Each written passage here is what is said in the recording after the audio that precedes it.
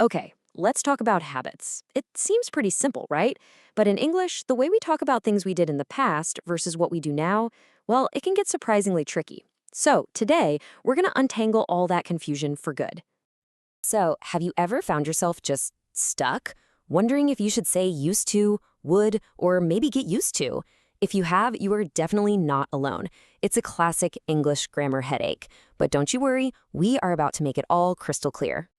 All right, first things first, let's hop in a time machine and take a trip down memory lane. When we're talking about habits or situations that are completely finished, we've basically got two main tools in our toolbox, and knowing when to use each one, well, that's the first big step. So, our first and, honestly, most versatile tool is used to. Just think of it as your all purpose way to talk about the past. It's perfect for describing something that was true for a period of time, but it's totally over and done with now. And here's the really cool thing about used to. It's super flexible.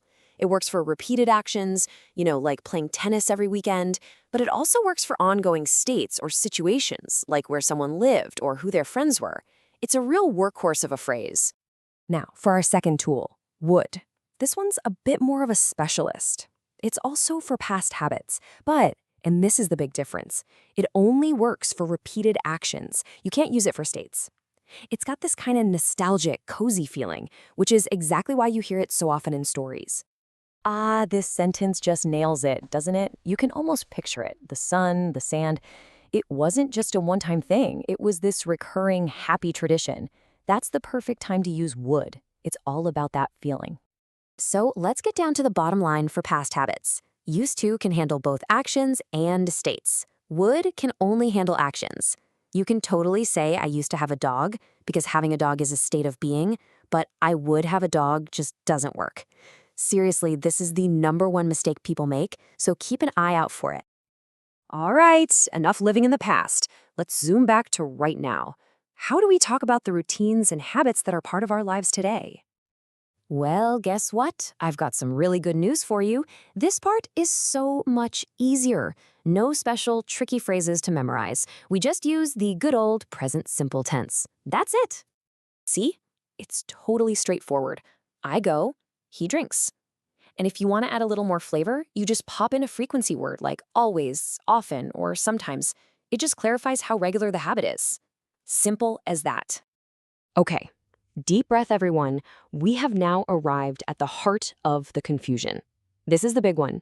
It all comes down to the difference between talking about a past habit that's used to do and talking about being familiar or accustomed to something. Let's break this down.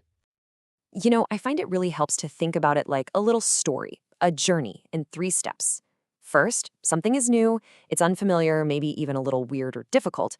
Then, you're in the process of adapting. That's when we use getting used to. And finally, boom, it becomes normal. That's the end result, and that's when you can say you are used to it. And this table right here, this is your cheat sheet. This lays it all out, and it is the key to unlocking this whole thing. Look at the pattern. Used to plus a simple verb is for the past, but the moment you add be or get in front, you need the ing form of the verb, and the meaning totally changes. Be used to means it's normal now. Get used to means you're in the process of it becoming normal. Okay, enough theory, right? The absolute best way to make this stuff stick is to actually see it in action. So let's try to spot a couple of common mistakes together. You ready? All right, here's the first one. I would live in Spain when I was younger. Something in there just doesn't sound quite right, does it? What do you think the mistake is? You got it. The verb live describes a state, not a repeated action. And remember our rule, would is only for actions. So the only way to say this correctly is, I used to live in Spain. See? Once you know the rule, it's obvious. Okay, ready for round 2? Let's try another one. They get used to living in an apartment now. This one's a little more subtle. What do you think the issue is here? And the correct sentence is, they are used to living in an apartment now. But why? Well, the key word is now. That little word tells us it's a finished result, not a process that's still happening. They've already adapted. It's normal for them. And that's the whole difference between be used to and get used to. Wow, we have covered a lot of ground. So before we wrap up, let's just do a quick final summary of the main rules to really lock in all this learning. So let's boil it all down. For the past, used to is your all around player for both actions and states. Would is your nostalgic storyteller, but for actions only.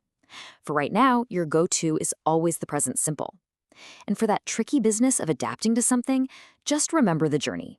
You get used to something until you are used to it. And that's the whole shebang.